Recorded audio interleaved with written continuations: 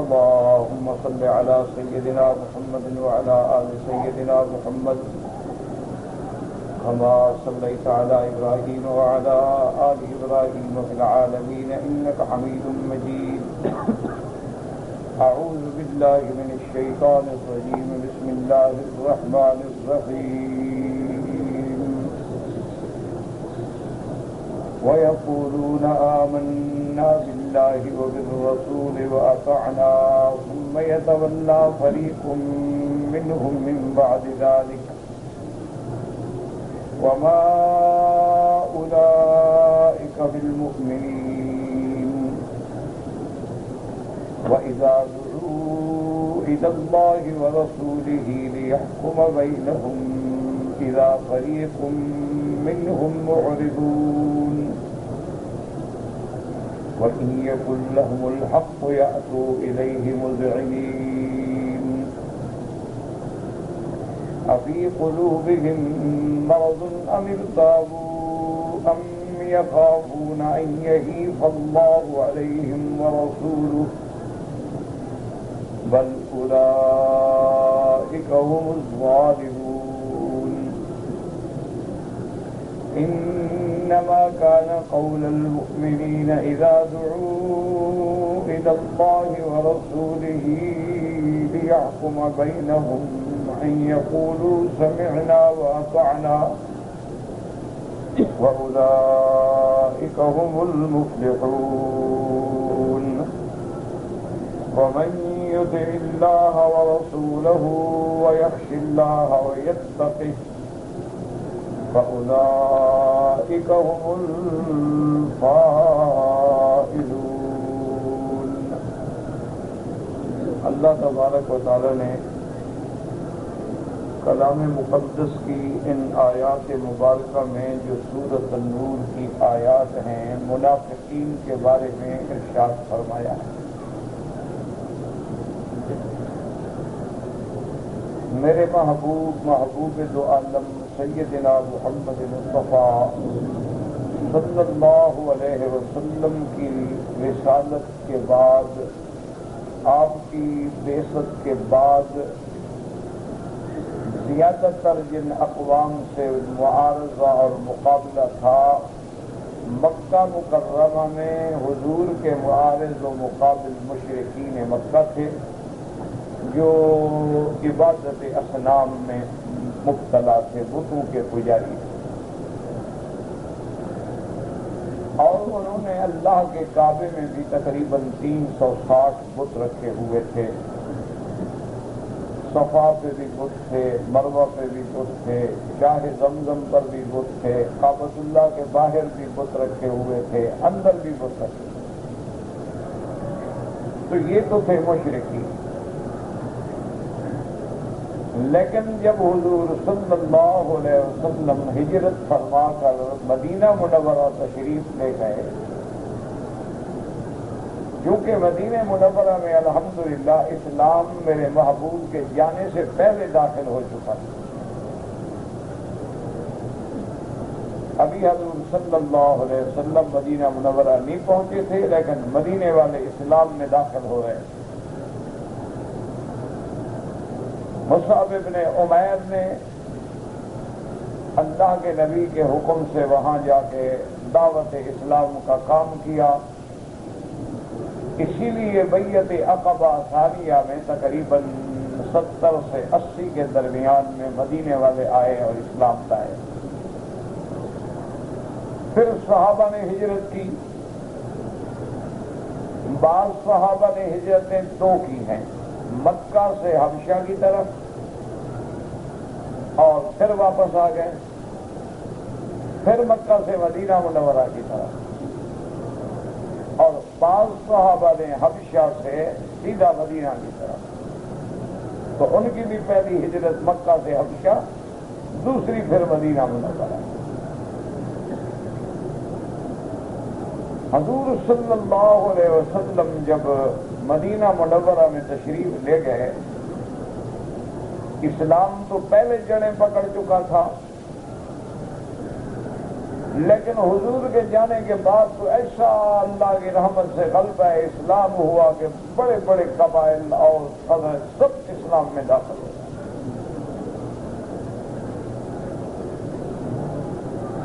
مدینہ منورہ میں یہودیوں کے 3 قبائل جو تھے وہ آباد تھے پہلے سے۔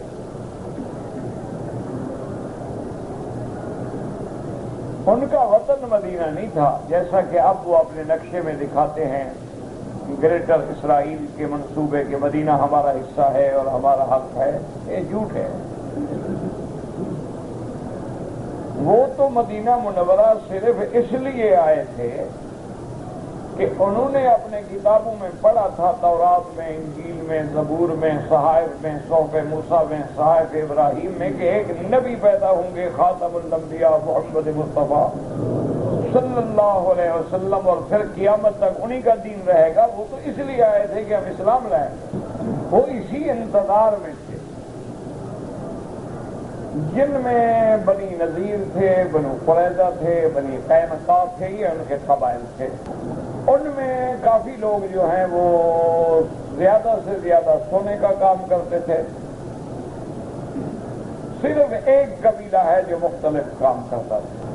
لیکن جب حضور صلی اللہ علیہ وسلم اللہ نے آپ کو ولد اسحاق کے بجائے ولد اسماعیل میں پیدا فرمایا، تو اب یہودی جو تھے وہ بغض و عناد سے انکار کرتے کہ بھئی بنو اسرائیل میں نبوت ختم ہو گئی، حالانکہ یہ بھی ان کا جھوٹ ہے۔ یہ بڑی مکار و عیار قوم ہے۔ جن دنیا میں آپ تاریخ اٹھا کے دیکھیں، مطالعہ کریں، یعنی حضور صلی اللہ علیہ وسلم کے زمانے سے لے کر اور آج تک پورے عالم میں، مشرق مغرب شمال جنوب میں جہاں بھی فساد ہے، فتنہ ہے، اس کے پیچھے یہودی ہے۔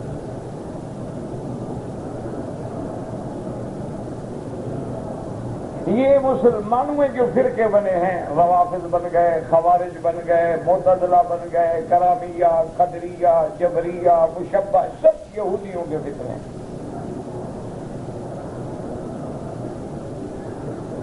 یہ جتنے بھی مذاہب ہیں، یہ جتنے فرقے بنے دنیا میں، یہ سارے کے سارے ان کے پیچھے جب آپ دیکھیں گے، کہیں آپ کو عبداللہ ابن سبا نظر آئے گا، کہیں حسن ابن سبا نظر آئے گا، کہیں عبداللہ ابن جہب نظر آئے گا، کہیں عبداللہ ابن ابی ابن سلول نظر آئے گا۔ یہ تمام یعنی اسلام کو تقسیم کرنے والے جتنے فرقے باطلہ ہیں، ضالہ ہیں، یہ سب کے پیچھے یہود ہے۔ اس کی وجہ یہ تھی کہ ان کے دماغ میں یہ تھا کہ انتقلت النبوۃ من ولد اسرائیل الی ولد اسماعیل، کہ بھئی نبی آ رہے تھے ہمارے بنو اسرائیل میں، اسرائیل حضرت یعقوب علیہ السلام کا نام ہے، اب نبوت چلی گئی ولد اسماعیل میں، تو بنو اسرائیل کا تو سلسلہ ختم ہو گیا۔ لہذا انہوں نے بغض و عناد میں آ کر حضور صلی اللہ علیہ وسلم کی نبوت کا انکار کر دیا۔ حالانکہ یہ بھی ان کا جھوٹ ہے، کیونکہ حضرت سیدنا ابراہیم کی اولاد ہیں سیدنا اسحاق اور سیدنا اسماعیل۔ اصل جد امجد کون ہیں؟ سیدنا ابراہیم الخلیل علیہ السلام۔ پھر اللہ نے سیدنا ابراہیم علیہ السلام کو اولاد دی، حضرت اسماعیل اور حضرت اسحاق۔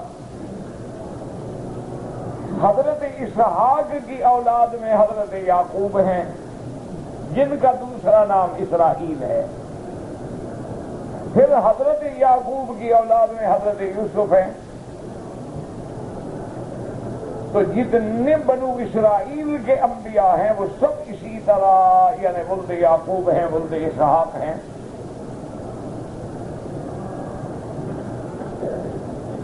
اب حضرت اسماعیل بھی تو اسی ابراہیم الخلیل کا بیٹا ہے جس کا بیٹا حضرت اسحاق ہے، یعنی جد امجد تو ایک ہے، لیکن بس یہ بھی ضد ہے نا کہ اس بھائی کے بجائے اس بھائی کو کیوں ملی شان۔ ورنہ اللہ اللہ نے قرآن میں واضح فرما دیا ہے کہ میرے محبوب یہ تو آپ کو جانتے ہیں، پہچانتے ہیں اور سمجھتے ہیں کہ آپ اللہ کے سچے نبی ہیں۔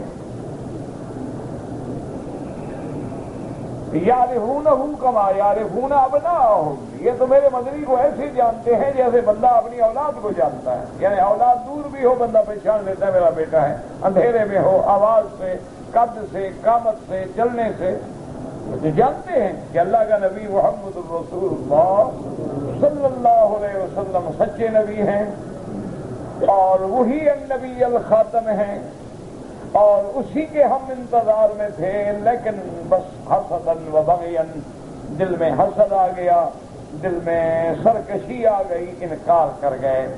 تو بہرحال اب جب حضور مدینہ منورہ میں آئے تو اب مقابلے پر یہود آ گئے، اور اللہ کی شان یہ ہوئی کہ حضور صلی اللہ علیہ وسلم کے ساتھ جیسے اللہ نے وعدہ فرمایا تھا کہ وَلَلْآخِرَةُ خَيْرٌ لَكَ مِنَ الْأُولَىٰ، میرا مدنی ہر آنے والا وقت تیرے گزرے ہوئے وقت سے بھی میں اور اچھا کر دوں گا۔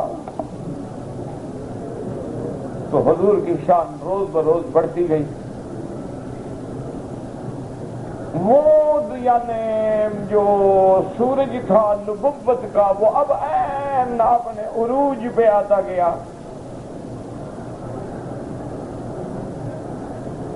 حضور صلی اللہ علیہ وسلم کو اللہ نے جب شان دی اور اسلام کا غلبہ ہوا، اور پھر اللہ پاک نے اب مکہ بھی فتح ہو گیا، بدر میں اللہ نے کامیاب فرمایا، حنین فتح ہو گیا، طائف فتح ہو گیا، خیبر فتح ہو گیا، تمام قبائل سرنگوں ہو گئے، تو یہودیوں نے دیکھا کہ اب مقابلہ نہیں ہو سکتا، مسلمان بن کے اندر داخل ہو کے مسلمانوں کو کاٹو۔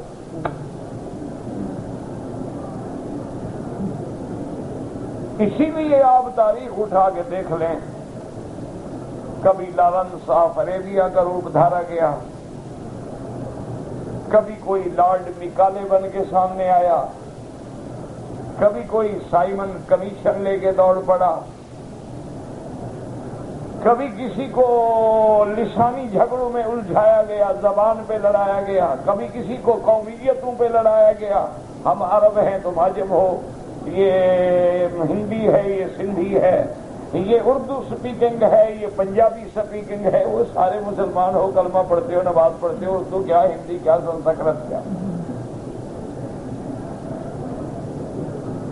ہمیں تو اسلام نے پرویا ہوا ہے نا۔ جو بات آج بھی ہمارے جدید پڑھے لکھے لوگوں کو سمجھ نہیں آتی اور وہ مولویوں کی دماغ سوزی سمجھتے ہیں، ہماری صرف یہی چیز پکار ہے کہ خدا کے لیے ہمیں اکٹھا کرنے والی قوت ہے اسلام۔ جب اسلام کمزور ہو جائے گا تو ہم ٹکڑے ٹکڑے ہو جائیں۔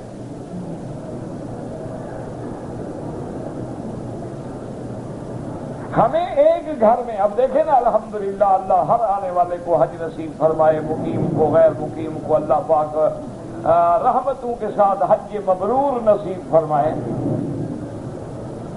آپ دیکھ رہے ہیں نا کہ پوری کائنات سے مخلوق کھینچی آ گئی۔ کعبۃ اللہ کے طواف کے منظر پہ غور کریں کہ اس میں عرب بھی ہیں، عجم بھی ہیں، گورے بھی ہیں، کالے بھی ہیں، اس میں اردو والے بھی ہیں، پشتو والے بھی ہیں، سندھی بولنے والے بھی ہیں، ہر قوم کا، ہر ملک کا بندہ چلا آ رہا ہے ایمان سے کہ سب کی زبان میں لبیک اللہم لبیک، ایک ہی بات۔ جب امام نماز میں کھڑا ہوتا ہے اللہ اکبر، کوئی پوچھتا ہے کہ تم کون ہو، یا ادھر کون کھڑا ہو گیا، ادھر کون کھڑا ہو گیا، کوئی ہو، ایک ہی صف میں کھڑے ہو گئے، محمود ہوا یاد، نہ کوئی بندہ رہا نہ کوئی بندہ نواز، تیری دربار میں پہنچے تو سبھی ایک ہوئے،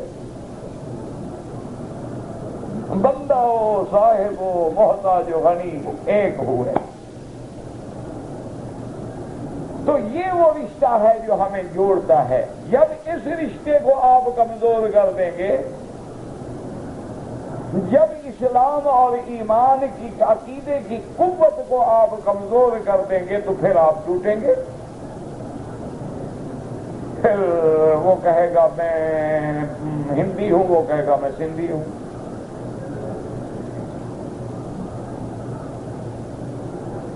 یہی اصل میں وہ رشتہ تھا جو میرے محبوب نے مضبوط کیا تھا اسلام کا رشتہ، کہ رحمت دو جہاں جب بیٹھتے تھے، ایک طرف حضرت ابو بکر قرشی ہے، عمر ہے، ادھر دیکھو تو بلال حبشی ہے، ادھر دیکھو تو سلمان فارسی ہے، تیری دربار میں پہنچے تو سبھی ہے۔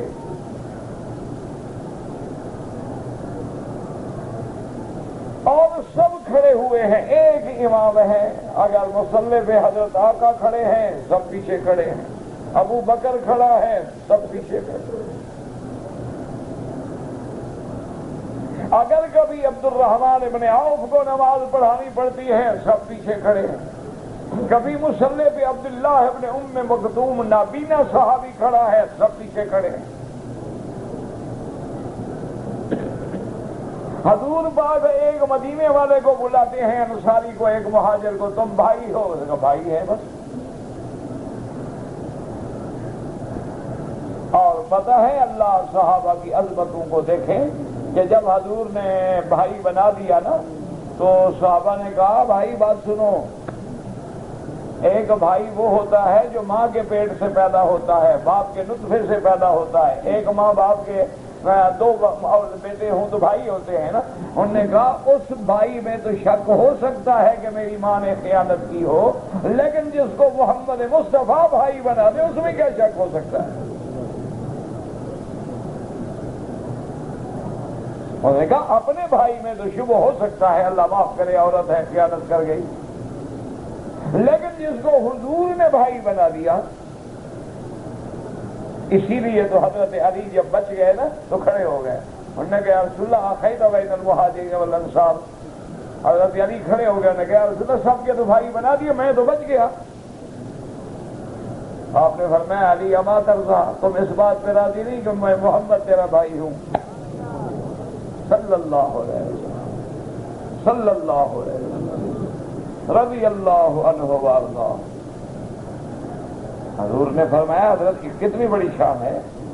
اچھا حضرت علی نے کیوں کہا تھا؟ بات کو سمجھو، ورنہ حضور کے حضرت علی تو پہلے ابن عم رسول اللہ ہیں، ان کی تو پہلے سے رشتے داری ہے، وہ آج تو بھائی نہیں بن رہے۔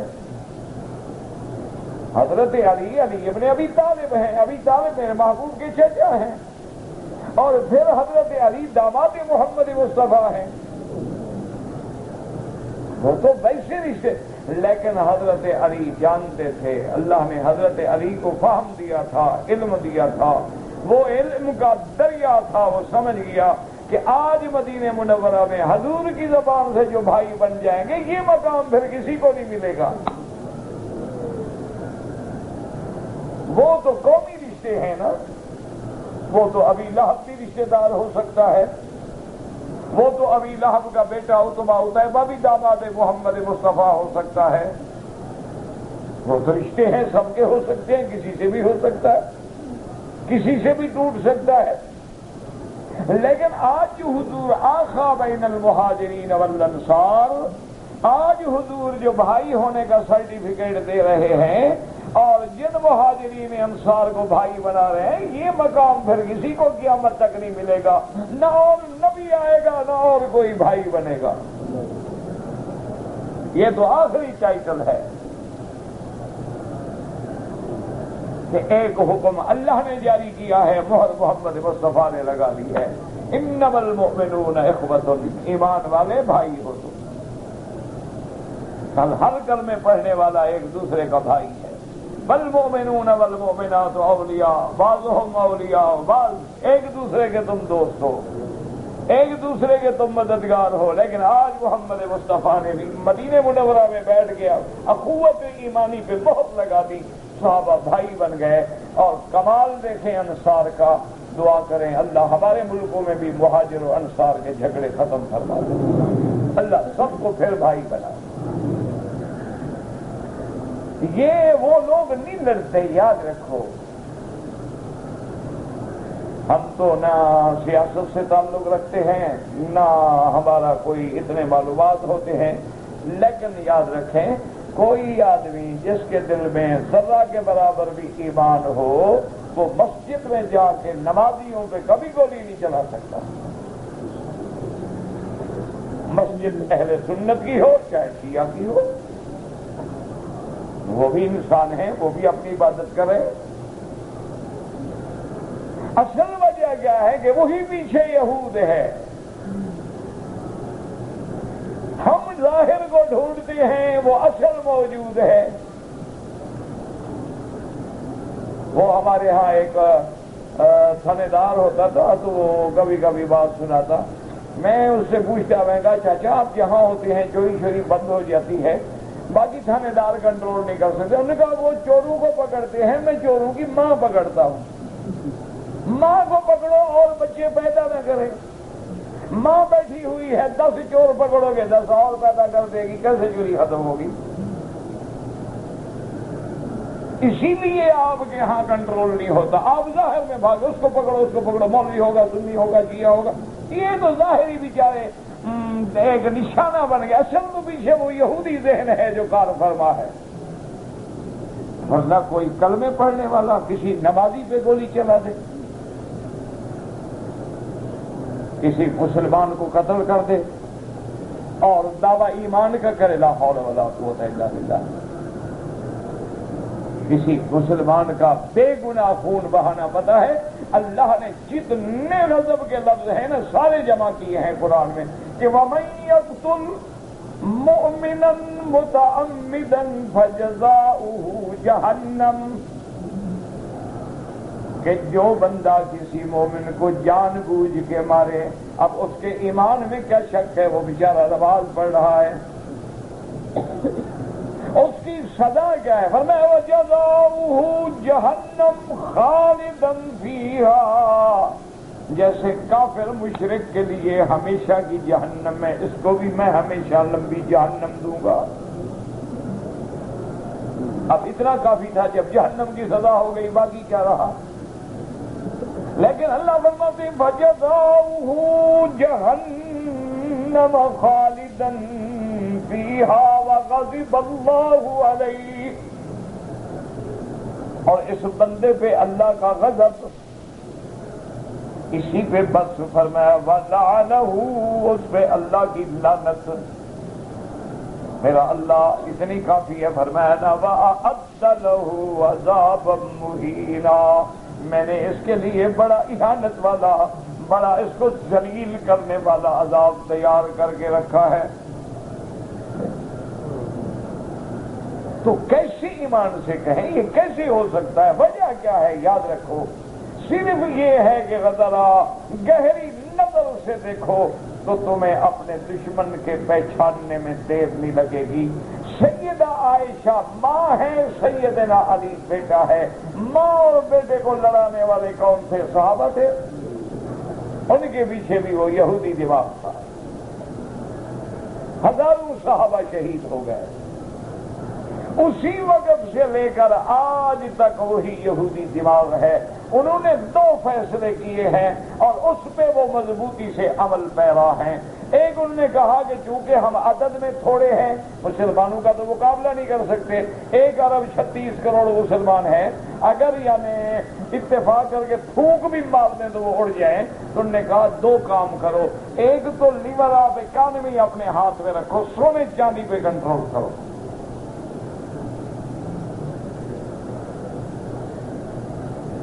اس لیے جہاں جہاں آپ دیکھیں گے، جہاں جہاں عالمی اقتصادی فیصلے ہوں گے، عالمی فورم پہ بندہ جو بیٹھا ہوگا وہ یہودی ہوگا.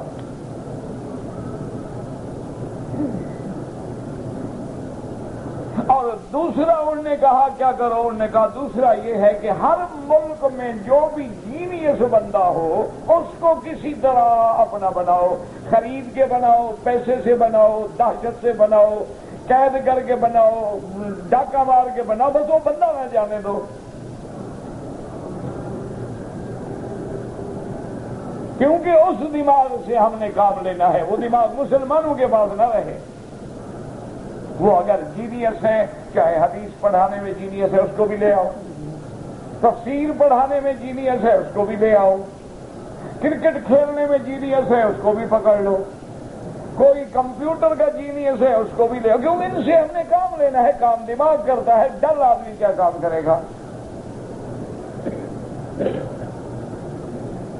اب دیکھا نہیں کیسے وہ کام کرتے ہیں؟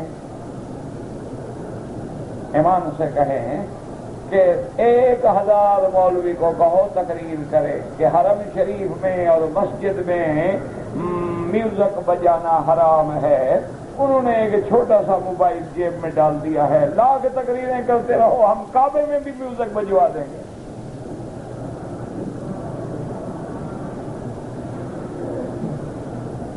اچھا، جس کو پنچ کرنا نہیں آتا، ہندو سے پڑھنے بھی نہیں آتے نا جی، جس کو صحیح معنی میں بیچارے کو یہ پتہ نہیں کہ کون سا بٹن دبانا ہے، گانا اس کی جیب میں بھی پڑا ہوا۔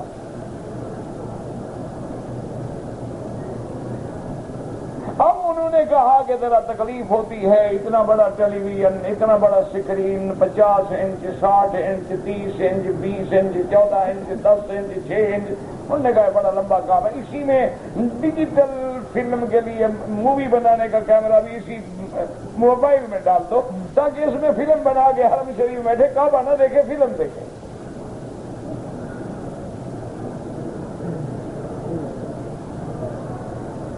یہ دماغ ہے، برین ہے جو کام کر رہا ہے۔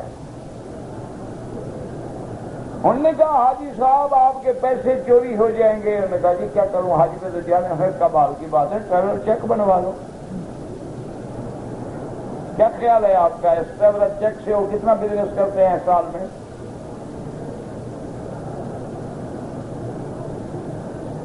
اچھا اور کیا ہونا تھا جی؟ کمال ہے، کارڈ لے لو، ویزا کارڈ لے لو، سلور لے لو، گولڈن لے لو، فلانا لے لو، فلانا لے لو، کارڈ ڈالو، پیسے نکال لو۔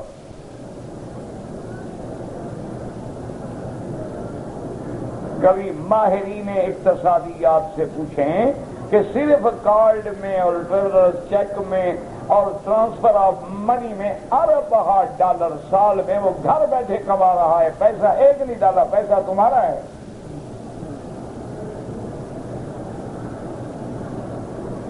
کیا ہے؟ دماغ ہے۔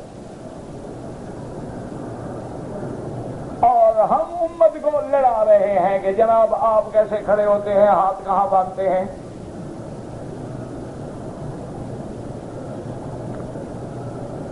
وہ بیٹھے بیٹھے ہوئے، یہ ٹریول چیک تمہارے، پیسے تمہارے، لیکن وہ گھر بیٹھے ہوئے۔ اچھا کتنے حاجیوں کا ٹریول چیک گم ہو گئے، وہ پیسہ کس کو بچے گا؟ کتنی مر گئے، ہمارے سے نکال ہی نہیں سکے، اس پیسے کا فائدہ کون اٹھائے گا؟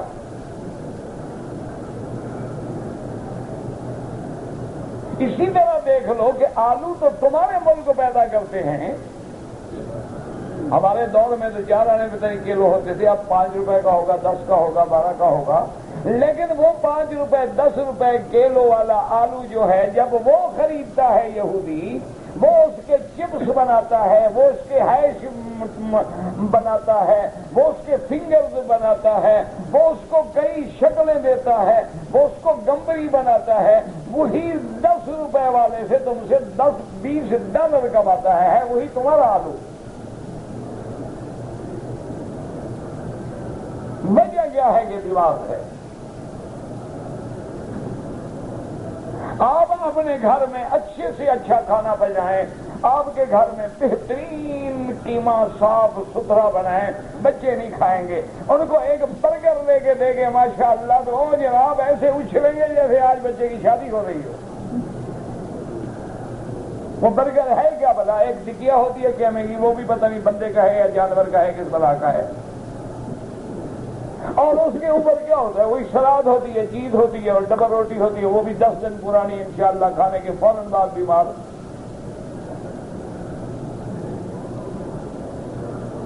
لیکن وہاں گاڑیوں کی لائن لگی کھڑی ہے، 400 روپے کا برگر، 500 روپے، 600 روپے، 1000 روپے۔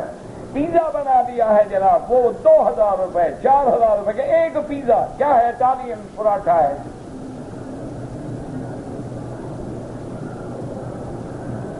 دماغ ہے، ورنہ اس میں ہے کیا؟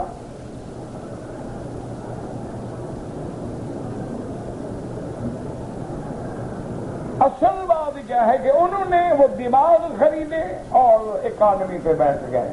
آج جس ملک کو چاہیں تگنی کا ناچ نچا دیں، جب چاہے تیری کرنسی ختم ہو جائے، جب چاہے اوپر چڑھ جائے. جب پیسے نہیں ہوں گے تم خود کو خود بھر جاؤ گے. آج تو پاگل ہے نا جو لڑائی کرتے ہیں. آج تو لڑائی دماغ سے ہے، علم سے ہے. علم مسلمانوں نے چھوڑ دیا، ذلیل ہو گئے. 100 سال تک کا علم جو ہے وہ مسلمانوں کے پاس تھا. یعنی آپ یقین کریں کہ یورپین اقوام جو آج اپنے آپ کو سپیریئر ایلیٹ فورس سمجھتی ہیں، ان کو نہانا بھی نہیں آتا تھا. یہ مسلمانوں کے ہاں باقاعدہ منظم طریقے سے حمام ہوتے تھے. ان کو نہانے کا بھی پتہ نہیں تھا، ان کو خوشبو لگانے کا بھی پتہ نہیں تھا کہ خوشبو کیا بلا ہوتی ہے. یہ تو دنیا کی بد تہذیب قوم تھی، جاہل، آوارہ، اور جن کے باپ کا پتہ نہ ہو.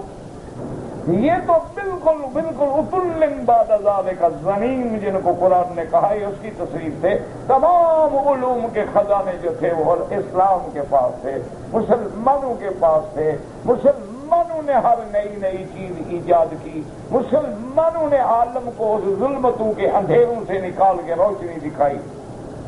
لیکن مسلمانوں نے افسوس ہے پڑھنا چھوڑ دیا، علم چھوڑ دیا. مسلمان غفلت کے شکار ہو گئے. مسلمان کے پاس دولت آئی تو عیاشی کا شکار ہو گیا. مسلمانوں کو انہوں نے جوئے میں لگایا، نشے میں لگایا، شراب میں لگایا، ہیروئن میں لگایا، چرس میں لگایا، افیون میں لگایا. خود وہ دوائی بھیجتے ہیں، خود فیکٹریاں بناتے ہیں، ان میں جو تیار ہوتی ہے پھر تمہارے بچوں کو مارتے ہیں. فیکٹریاں انہوں نے بنوائی ہیں، وہ کیمیکل وہ بھیجتے ہیں. اور ہماری قوم کا یہ حالم ہے کہ آج تک ہم ایک وپسی کولا بھی نہیں بنا سکے. اس کا پاؤڈر بھی ہمیں تو یہودی بھیجتا ہے. پانی ہمارے ملک کا ہوتا ہے، وہ بھی کہہ دیتے ہیں یار پانی تمہارا گندا ہے، صاف نہیں، فلٹر کرو پہلے.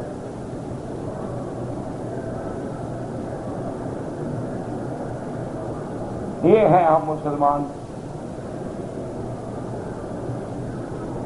تو اس لیے اب جناب سوچیں کہ جب میرے محبوب کو اللہ نے عزت دی، شان دی، دعا کرو اللہ اسلام کو پھر عزت دے.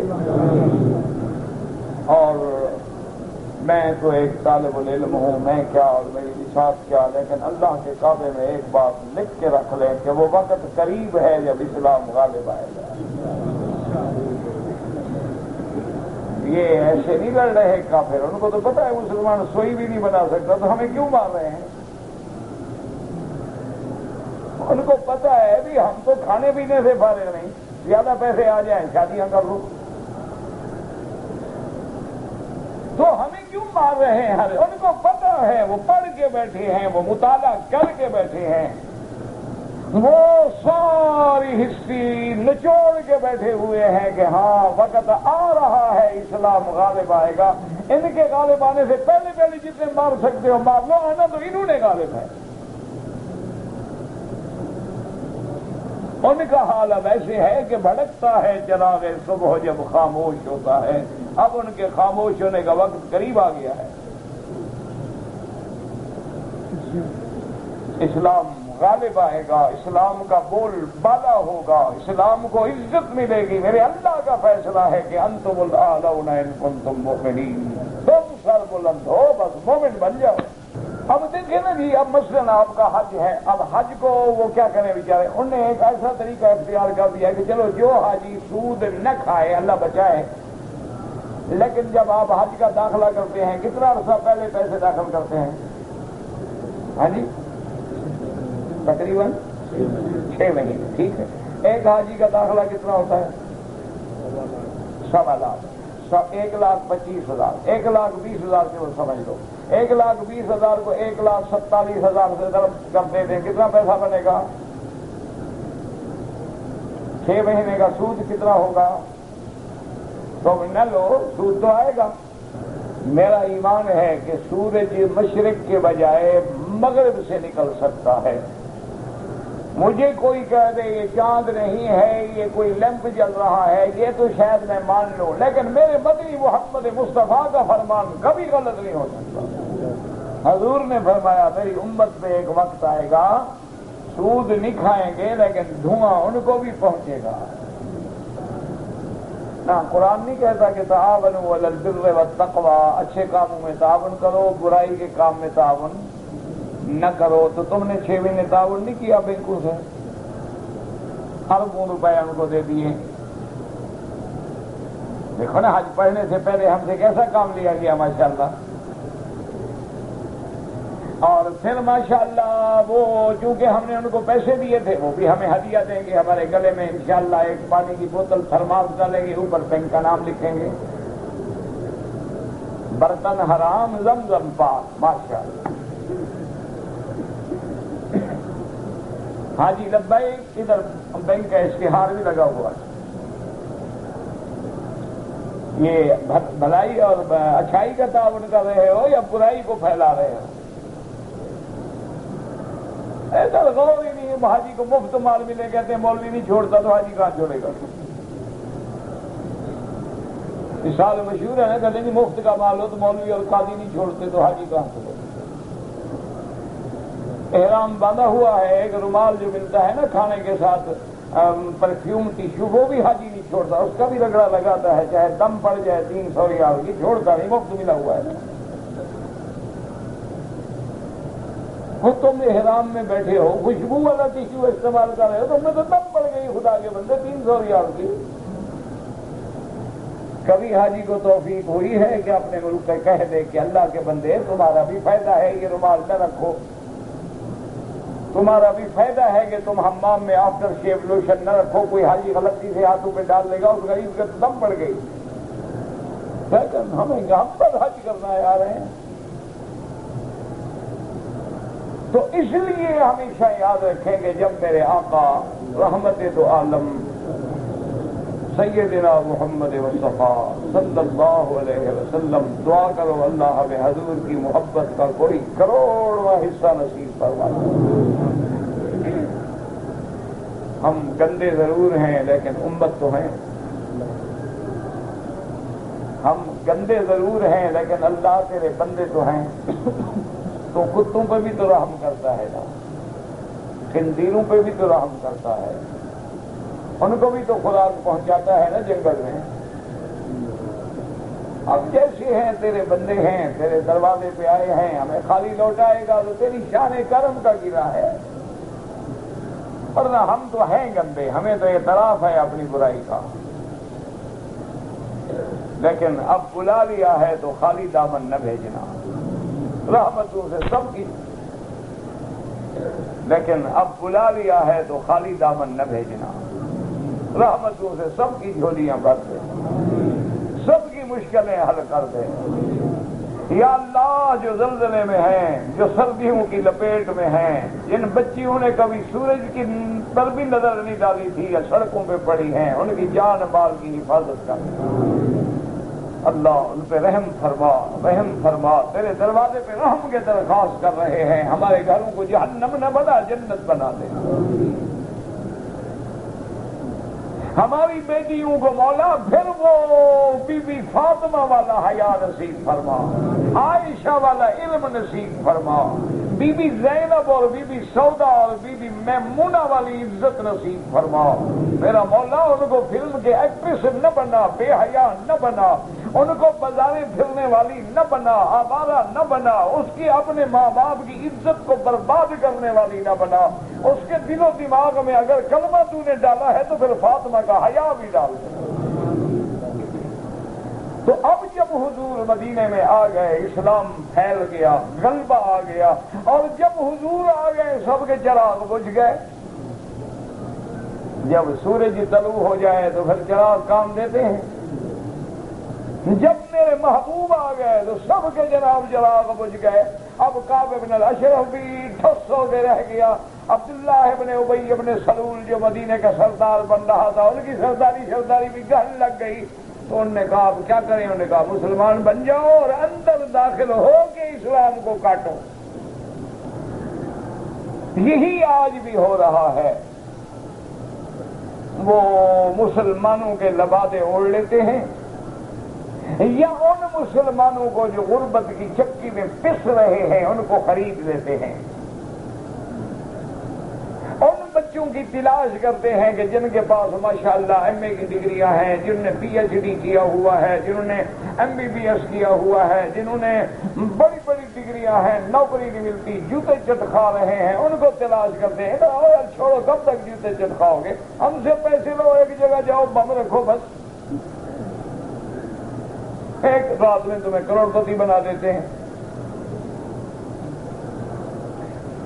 اور دشمن اتنا دانا ہے. اچھا کسی مولوی کو پکڑ لیں گے، بڑا جو دیکھیں گے بڑا پکا نوازی، اس کو دیکھیں اسلام کا خلاف ہو رہا ہے، دین نہیں ہے، قرآن نہیں ہے. دیکھو بابا قرآن کا قانون نہیں ہے، قرآن کا قانون اس کا پھر بھائی ان کو مارو. مارو گے شہید ہو جاؤ گے، کمال ہو جائے گا تمہارا. ان کو اس طرح خریدتے ہیں، غریب کی غربت سے فائدہ اٹھاتے ہیں، جوان کی جوانی سے فائدہ اٹھاتے ہیں، مولوی کی مولویت سے فائدہ اٹھاتے ہیں، اور سب کو خرید کر کے اپنے کام میں لگاتے ہیں. اور ہم خوش ہیں کہ ہم دین کے لیے لڑ رہے ہیں. اس سے کبھی دین بڑھا ہے؟ لڑنے سے بھی کبھی کوئی مسئلہ حل ہوا ہے؟ تو اس لیے جب اب یہودیوں نے کیا کیا، مسلمان ہو گئے، حضور کی خدمت میں آتے، نمازیں پڑھتے، بیٹھتے، بڑے جناب آگے پیچھے دائیں بائیں، ہم غلام ہم غلام، ہم تو جناب بالکل آپ کے عاشق ہیں. اسی زمانے میں ایک واقعہ پیش آ گیا کہ ایک بشر نامی منافق تھا، ظاہراً مسلمان. اس کا جھگڑا تھا ایک کافر سے. اچھا اب اللہ کی شان دیکھیں کہ کافر کیا کہتا ہے.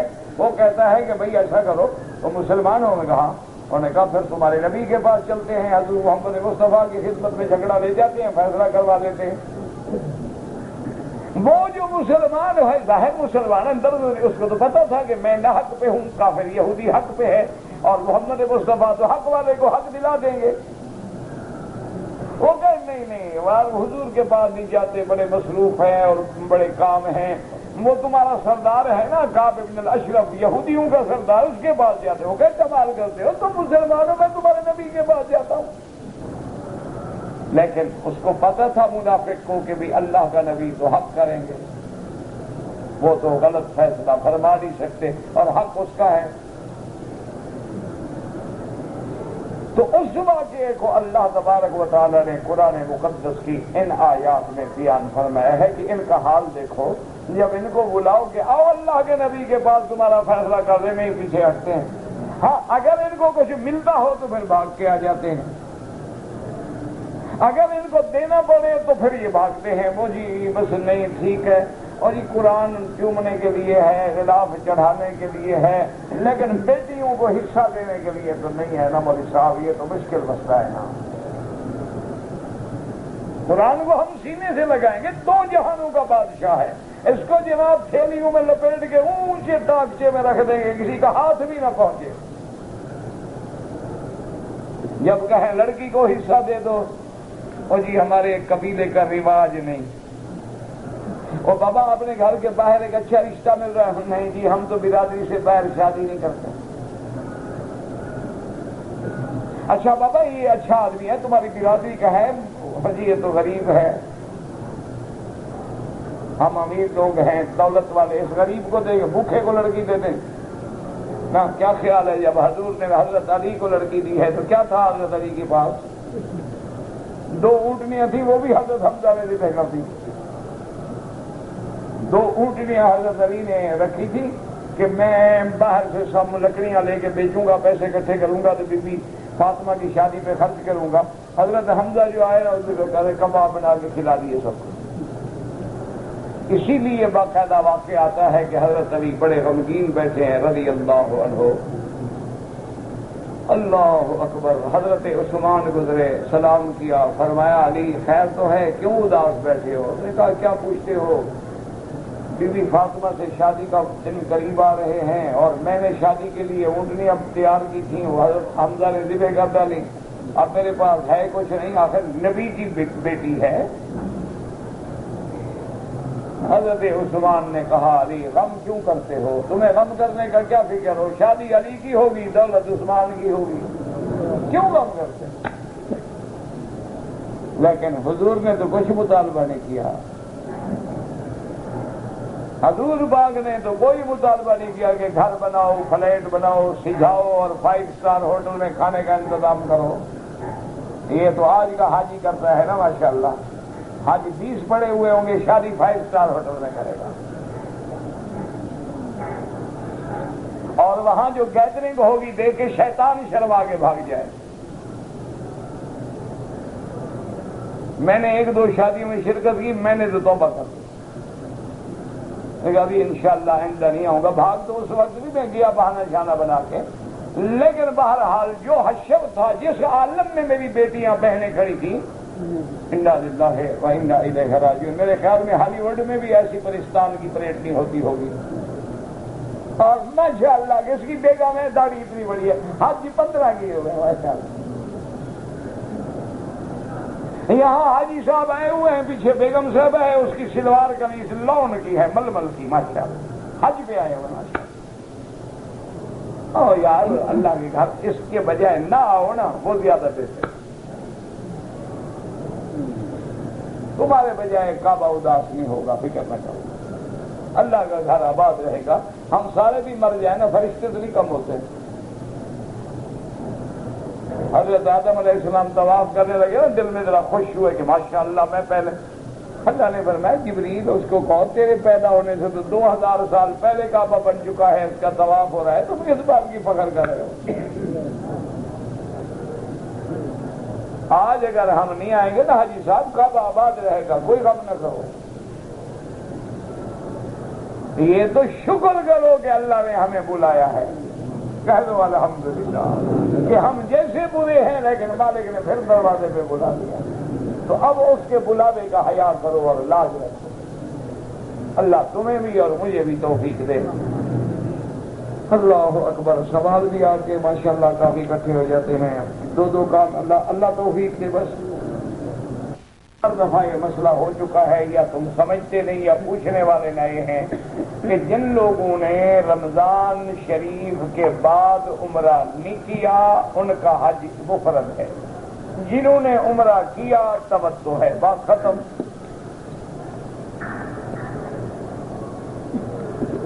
آدمی معذور ہے، حج نہیں کر سکتا تو بدل کرائے. کہتا ہے جی کہ میں نے عمرہ کیا لیکن صفا مروا نہیں دوڑا، دم پڑ گئی. ایک لڑکی کا نام تجویز کر دیں. بڑی لڑکی کا نام فاطمہ ہے تو حضور کی دوسری بیٹی کا نام رقیہ ہے، ام کلثوم ہے، زینب ہے، کوئی رکھ لو. ہمیں تو یہ مولوی والے نام آتے ہیں نا.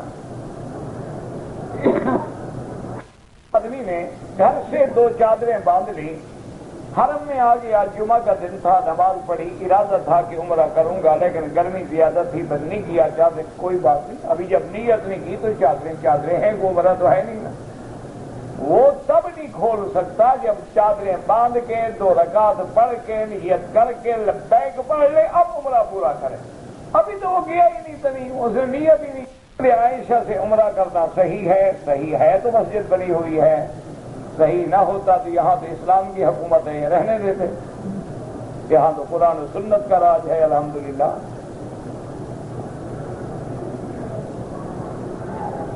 اگر میں شافعی مسلک کا آدمی ہوں، اگر مجھ پہ دم پڑ جائے، دم تو آپ کو حدود حرم میں دینا ہوگا. باقی جو قربانی آپ ہمیشہ اپنے ملک میں کرتے تھے وہ اگر انڈیا میں کر دیں، پاکستان میں کر دیں، وہ تو ہو سکتی ہے. لیکن اگر دم پڑ جائے یا حج کی بکری ہو تو وہ حد حرم میں دینی ہوگی. اگر ایک آدمی فجر کی نماز پڑھنے کے بعد ایک جگہ نہ بیٹھے، طواف کرتا رہے، کوئی حرج نہیں. مقصد ہے مسجد سے نہ نکلے، مسجد میں رہے اور دنیاوی بات نہ کرے. طواف کرے، قرآن پڑھے، درس سنے، بعد میں اشراق پڑھے، وہی عمرے کا ثواب ملتا ہے. کون سا پتھر ہے یہ؟ جنت کا پتھر ہے. باقی قسم مجھے آتی نہیں. کہتے جی کہ میں دل تو بہت کرتا ہے لیکن آنسو نہیں آتے، تو اس کے لیے میرے محبوب نے فرما دیا ہے کہ علم تبکو فتباکو. اگر آنسو نہ آئے تو رونے والی شکل بنا کے تو اللہ سے مانگو. اور آنسو نہ آنے کی وجہ کیا ہے کہ دل سیاہ ہو گئے ہیں گناہوں سے. استغفار پڑھو، کثرت سے درود شریف پڑھو اور اپنی موت کو اور قبر کو سامنے رکھو، انشاءاللہ چند دنوں میں حالت بدل جائے گی. زنگ چڑی ہوئی ہے، دیکھو نا، بڑی تیز چھری ہو، زنگ لگ جائے وہ بھی نہیں کاٹتی ہے. پتھر پہ لگا رہو، صاف کرا ہے، فراتیں بھرنا شروع کر دے گی. پہلا حج ہے اور آپ نے رمضان کے بعد عمرہ نہیں کیا، حج افراد ہوگا آپ پر، حج کی بکری واجب نہیں. دینا چاہو لاکھ دفعہ دو. بیمار ہے، اللہ ہر بیمار پہ رحم فرما. باقی جادو وادو کا مجھے تو پتہ نہیں لگتا بھائی، نہ میں جانتا ہوں نہ علاج جانتا ہوں. کو ہم 13 تاریخ تک رہ کر کنکری ہمارے بالکل افضل ہے. اگر افضل ہے آپ 12 کو بھی رہیں، 13 کو بھی رہیں اور 13 کو کنکری ہم مار کے ایک ہی دفعہ پھر مکے آئیں. اچھا آرام بھی رہے گا کہ رش نکل جائے گا، گاڑیوں میں نہیں پھنسے رہو گے، رات کو وہاں بھی سکون ہوگا، آرام سے بغیر تکلیف کے مکے آ جاؤ. لکھنے سے پہلے جو 786 لکھتے ہیں بالکل غلط ہے. اللہ کا نام لکھیں بسم اللہ الرحمن الرحیم. یہ 786 جو عدد ہے، تم اپنے نام کا عدد نکال کے کیوں نہیں لکھتے ہو 420 کا خط 480 کے نام؟ صرف اللہ کے ناموں کو بگاڑنا ہے. کی 3 رکعت وتر نہ پڑھیں، بہت بڑا گناہ ہے. امام ابو حنیفہ رحمۃ اللہ علیہ کے نزدیک واجب ہے، اس کی قضا بھی کرو اور توبہ بھی کرو. سنت ہے، نہیں پڑھے گا تو ثواب نہیں ہوگا. مکہ مینا جاتے سے پہلے احرام باندھ کے طواف کر کے صفا دوڑ لیں تو واپسی پہ طواف کریں گے، صفا نہیں دوڑیں گے. لیکن یہ اجازت ہے، جو بوڑھے ہیں، کمزور ہیں، عورتیں ہیں، یہ تھوڑا کہ ہر آدمی شروع کر دے. جان چھڑانے آئے ہو، حج کرنے آئے ہو. ظہر ہو یا عصر ہو یا فجر، حنفی مسلک میں مقتدی امام کے پیچھے فاتحہ نہ پڑھے. اور امام احمد بن حنبل فرماتے ہیں ظہر عصر میں تو پڑھے، فجر مغرب عشاء میں نہ پڑھے کہ امام پڑھ رہا ہے اور وہ سن رہا ہے. اللہ سب کی نمازیں قبول کرے.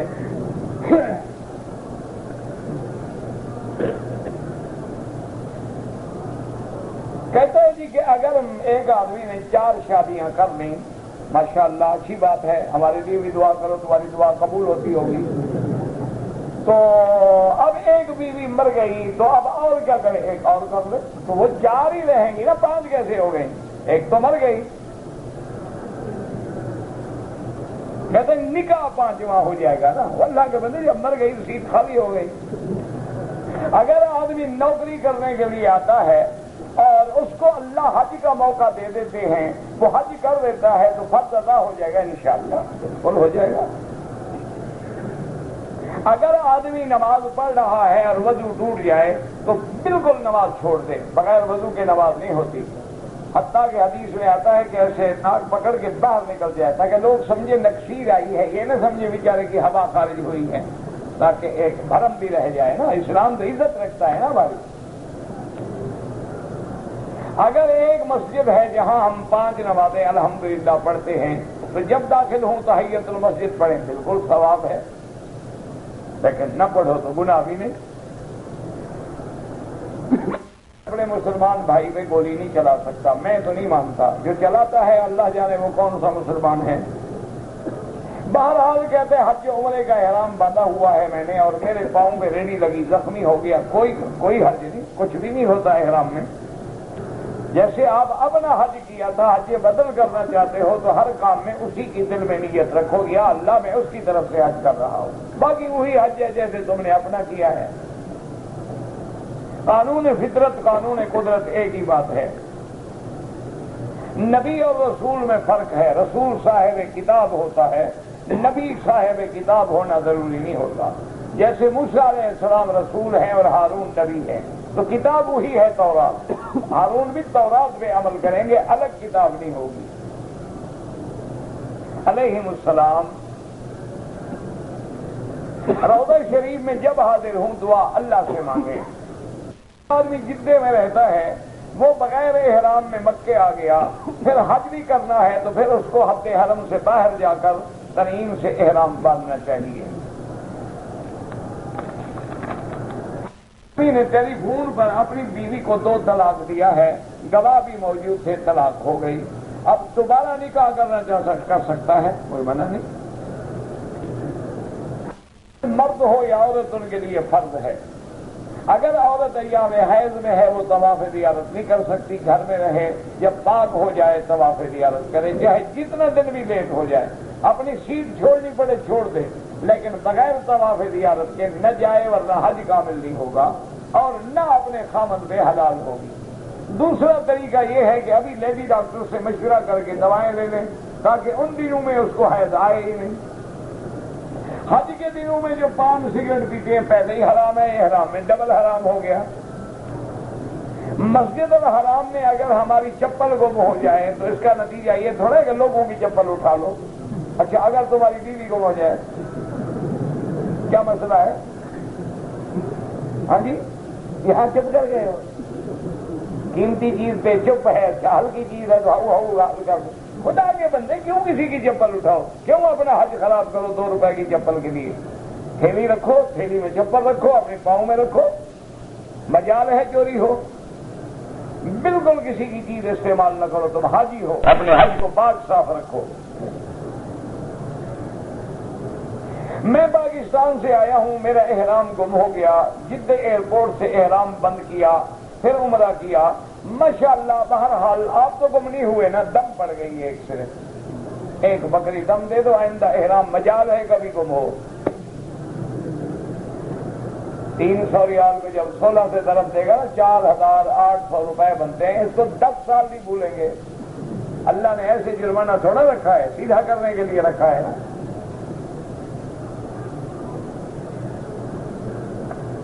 تمتع کرنے والے لوگ جو ہیں ان کے لیے افضل یہ ہے کہ جو عمرہ کر لیا وہ کافی ہے، طواف زیادہ کریں.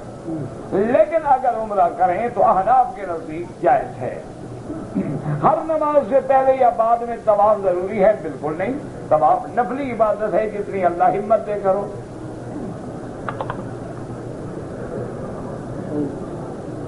اگر احرام باندھنے کے بعد شک ہو جائے کہ میرے احرام کی چادر میں پیشاب کے قطرے پڑے ہیں، دھو ڈالو، بس پاک کر لو. کیا مشکل ہے بھائی؟